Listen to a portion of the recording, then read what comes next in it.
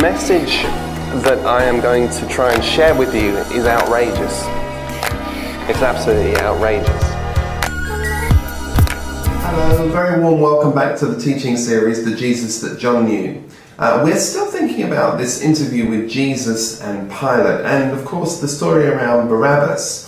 Last week we thought about how Barabbas must have reacted to this extraordinary good news of the gospel, that he, the guilty one, was going to be set free, and in his place the innocent one, Jesus, in whom there was no fault and there was found no charge, would instead be the one that was chosen to go to his death. And we leave Barabbas still scratching his head as a free man whilst he thinks about that, and return to the story of Pilate as Pilate confronts the crowd. Because, you know, Pilate knew very well that Jesus was innocent. In fact, as we read last week, he was warned in a dream, his wife rather was warned in a dream, that you do not get involved in this man. This is a righteous man and don't mess with him. And so Pilate was anxious to kind of put some distance between himself and the injustice that was going to be Jesus' charge. And in fact, he'll say, remember, I wash my hands of this whole affair. But I'm interested to think for a moment about why Pilate wouldn't have pressed through to justice, wouldn't have done the right thing. And that is perhaps one of the big questions that sits behind the whole issue of leadership. You see, for many people, it's important for us to recognize, what should I say, the distinction between managing and leading. You see, when you're managing a group of people, management predominantly is about doing things right and getting others to do things right. In fact, I think one could say that religion is a sin management system. That's simply all it's trying to do, is trying to manage sin or manage circumstances in order that you've got this very misconstrued idea of what sin is, because to us sin is all about behaviour. But actually what sin really means is it means missing the mark, if you like. It's this picture, you've heard it 1,000 times before, of the archer that takes aim at a target and misses the mark. Well, you might want to say that missing the mark is perhaps even more fundamental than it could be. That it's actually perhaps more fundamental than that, because when we think about missing the mark, then what you're going to hear me say is, "Oh, God set this bullseye of behaviour for you, and you were supposed to aim right to that." But actually, underlying the idea of missing the mark is probably more to do with missing the point. And you're missing the entire point of the Christian life, and the entire point of the Christian life is that you can't live the Christian life. But let me go back to the point. The point is that many of us have understood that this sin management system, which leads us to the conclusion that religion is essentially about doing things right. But actually, leadership is about doing the right thing. And quite obviously, the right thing for Pilate to have done would have been to release Jesus. But that was never going to happen. It was never going to happen for all kinds of cosmic reasons, which we don't need to go into. But predominantly what drove it from Pilate's point of view was Pilate had a greater fear of man than he did have a fear of God. And we read in Mark's Gospel, Mark says that when he was pressed on this subject, he brought Barabbas before the people and said, look, who shall I release? I'll show you, Mark 15 it is. It's a very nice little statement. Now watch. It says, now at the feast, Mark 15 verse 6, he used to release for them one prisoner for whom they asked. And among the rebels in prison who had committed murder in the insurrection, there was a man called Barabbas. Do you see how Barabbas has got worse and worse depending on who you look at? John said he was a robber. He was a notorious robber, said Matthew. But now Mark's telling you he was not only a notorious robber, he was a murderer and one of the leaders of the insurrection. I mean, you can't get much worse than that. This man called Barabbas, and the crowd came up and began to ask Pilate to do so as they usually did for him. And he answered them and said, do you want me to release to you the king of the Jews? For he perceived that it was out of envy that the chief priests had delivered him up. He was clear on that. But the chief priests stirred up the crowds for them to release Barabbas instead. And Pilate again went out and said, then what shall I do for you with the man called the king of the Jews? And they cried out again, crucify him, crucify him. And you see, I can't help but think that Barabbas, as I told you last week, would put those two statements together and think they must mean me. Barabbas, Barabbas. Crucify him, crucify him. I mean, what are you going to do with that? And it's such a miracle, it's such a wonderful miracle of grace. But anyway, there you are. Well, what evil has this man done to you, Pilate said. And they shouted all the more, crucify him, crucify him. Now watch this, verse 15. So Pilate, wishing to satisfy the crowd, that's very important, wishing to satisfy the crowd, released Barabbas. Now, here's the thing, and this is something that is going to press on us more and more and more and more, that there is this desire to please the crowd, to be a crowd pleaser. But you know, my friends, if you're going to really go the way of grace, then you're going to have to forsake at times your desire to please the crowd, because the way of grace is not pleasing to the religious crowd. In fact, the way of grace is offensive to the religious crowd, so much so that they would rather release a notorious leader of an insurrection, a robber and a murderer, than allow the King of Glory, the Master of grace himself, to be the one that lives. And you need to get that. And so I'm telling you, as you move into this teaching, as you move into this understanding, my point is that there is always going to be a lot of pressure on you to satisfy the crowd, and you must draw strength from the Lord in those moments. It's Luke, when Luke is telling the story, he tells it in another way. He rather interestingly brings to us another very interesting little phrase which is worth hearing, and it is worth just spending a few moments to look at this, because Luke makes a very interesting point. He now is talking about the very same subject, and his thought behind it is where if you like, Mark is saying it was the Pilate that wanted to please the crowd. Luke makes a slightly different point. It's Luke 23, and where is it now? I was thinking it was the 23rd verse, maybe it's not. But anyway, the point that he says is that when Pilate is bearing down on, when the people are bearing down on Pilate, it simply says, and the shouts of the world prevailed. And now here again you've got this thought, I must find it for you, that this notion that it's the world, you see, it's again that the world shouts prevail. And here is it 23? I'm so sorry, it's going to bug me now, I'm going to have to find it for you. What do I think it was? 23. Where are we? Hang on a minute. Oh yeah, here you go. It is indeed 23. Yes, but they were all the more urgent, it says, demanding with loud cries that he should be crucified, and the shouts of the world prevailed.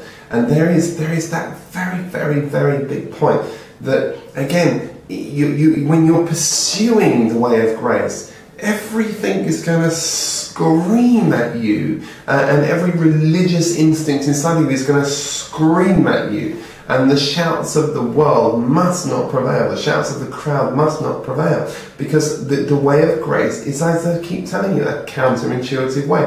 One last thought is the final card that actually is played in John's Gospel is an amazing card. Because even if there was any doubt in Pilate's mind, and clearly Pilate was torn, Pilate was very clear in his mind that it was just envy that had brought Jesus before him. The high priests were clearly jealous of him.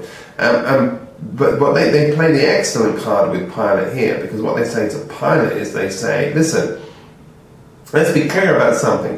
If you release this man, you are no friend of Caesar. And so now what is he to do?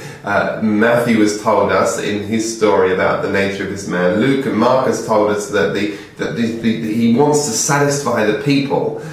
Luke has made the point that the shouts of the people got louder and louder and louder. But John's clinched it by the Jews just saying, if you release him, you're no friend of Caesar. And so now poor old Pilate's got to make a career decision. And he's a vassal king, no more, no less. Do I make a decision? Do I do the right thing, or do I do what I think is right? Do I do what I think is right for my advancement, my career? And of course, we know how that story plays out. He yields to that, and so of course Barabbas, as we know, is. So let's return to John chapter 19 and see again what's happening. Pick up the story really and see what's happening now. Well, it says, then Pilate took Jesus and flogged him. Why? Pilate knew very well Jesus was innocent. They'd already released Barabbas. Why did he need to flog Jesus? What's that about? And the soldiers, watch this, and the soldiers twisted together a crown of thorns and put it on its head and arrayed him in a purple robe. And they came to him saying, "Hail, King of the Jews!" And they struck him with their hands. And Pilate went out again and said, "See, I'm bringing him out to you, that you may know that I found no guilt in him." And so Jesus came out wearing the crown of thorns and the purple robe. And Pilate said to him, "Behold the man." And when the chief priests and the officers saw him, they cried out, "Crucify him, crucify him, crucify him." But Pilate said to them, "Take him for yourselves and crucify him, for I find no fault in him." And Jesus answered them, "We have a law, and according to that law, he ought to die because he has made himself the Son of God." When Pilate heard this statement, he was even more afraid. He entered the headquarters again and said to Jesus, "Where are you from?" But Jesus again answered him and said, but Jesus again gave him no answer. Pilate said to him, "Do you want to speak to me? Do you not know I have the authority to release you and I have the authority to crucify you?" Listen to Pilate. Pilate, you're not really getting this yet, are you? Here we have Jesus now adorned in these outer garments, a twisted crown. What a lovely picture of religion. A twisted crown. And a crown of thorns, may I add. And that thorn's going to be pressed into Jesus' head.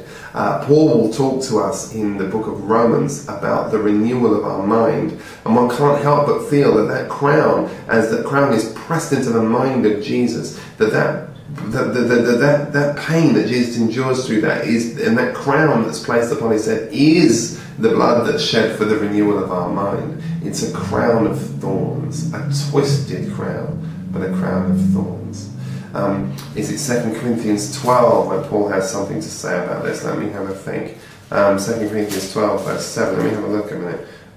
Yes, that's right. In 2 Corinthians, Paul talks about that very point, doesn't he? And he says that this thorn was given to Paul, a thorn in his flesh. Because of the surpassing revelation, Paul says that there was given to me this thorn, and it was all this agent from Satan to buffet me. And here we have Jesus wearing this crown of thorns. And the thorns, of course, feature very strongly in Scripture. And then there's this purple robe, and we know that purple speaks to us about royalty. And although it's a mocking sense, it actually is, of course, the admission that he is indeed the King of the Jews. They struck him on his hands, and that's extraordinary. And when they cry out, "Behold the man," how odd, really, that they're entering into that which they know really they don't understand. But then in perhaps the supreme perversion, Pilate says to Jesus, "Do you not know I have the authority to release you and the authority to crucify you?" And Jesus' remark is, Jesus' response is withering, really. He says, "You would have no authority unless it was given to you from above. But don't worry," essentially, "he who's delivered me to you has committed the greatest sin." "You have no authority over me," Jesus says, verse 11, "unless it had been given to you from above. Therefore he who delivered me over to you has the greatest sin." And now Pilate knows what he's into. It says, "From then on Pilate sought to release him. But the Jews cried out, 'If you let this man go, you're no friend of Caesar. Everyone who makes himself a king opposes Caesar.' So when Pilate heard these words, he brought Jesus out to the place of the judgment seat, on the stone pavement, which in Aramaic is called Gabbatha. Now it was the day of preparation, the Passover. It was about the 6th hour. And he said to the Jews, 'Behold your king.' And they cried out, 'Away with him, crucify him.' And Pilate said to them, 'Shall I crucify your king?' And the chief priest said, 'We have no king but Caesar.' So he delivered him over to be crucified." What a statement. We have no king but Caesar. My goodness gracious me. Well, that is the squalor in which, the religious squalor, the moral squalor in which Jesus' crucifixion is set forth. And Jesus now goes to the cross, as we shall see when we pick up next week. Well, God bless you. Thank you, as always, for being with me, and I hope you've been able to take something from this that's been helpful to you. See you next time. Bye-bye. Everybody I know who really gets this message at a gut level has been to hell and back. I don't know anybody that really gets this that's not been in the slough of despond, in the depths of hell. And it's only when you're down in the depths of hell that you can come to that grace moment. You see, grace isn't just some cute little theology. That's not what it is. Grace isn't for the strong. Don't think grace is for the strong. It's not even for the weak, because if you say you're weak, you're saying you've got some strength. Grace is for dead people. Grace is for people that have got nothing and nowhere else to go, who are finished, who are down and out, who are over. It's finished.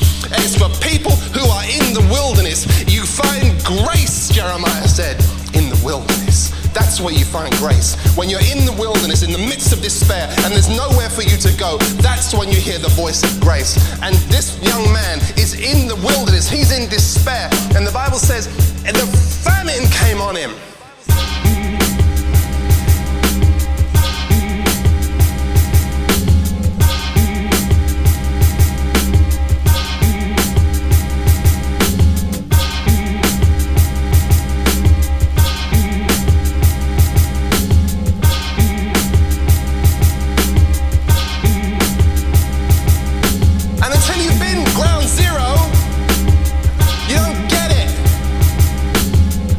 Watch this.